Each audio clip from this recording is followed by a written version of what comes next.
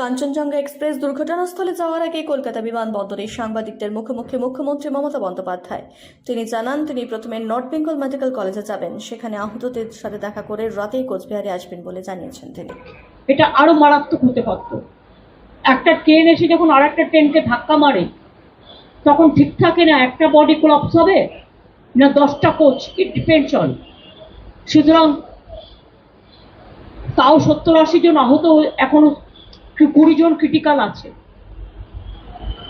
আমি যেহেতু কোনো যাতায়াতের ব্যবস্থা ছিল না, চেষ্টা করা সত্ত্বেও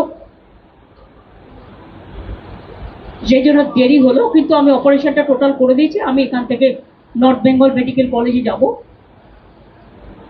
চোপড়ায় যেখানে সব কাজ হয়ে গেছে, নতুন করে আমি আর যাচ্ছি না। আমি সকালবেলায় ওখানকার এমএলএ হামিদুলকে ফোন করেছিলাম, ওদের আজকে বকরি ঈদ আছে, আমি বড়কে জানিয়েছি।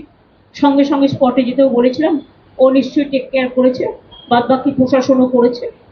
আমি নর্থ বেঙ্গল মেডিকেল কলেজটা করব, করে আমি তারপরে রাতে আমি শিলিগুড়িতে নিশ্চয়ই থাকছি না, কারণ আমি একটু কুচবিহার চলে যাবো ডাইরেক্ট।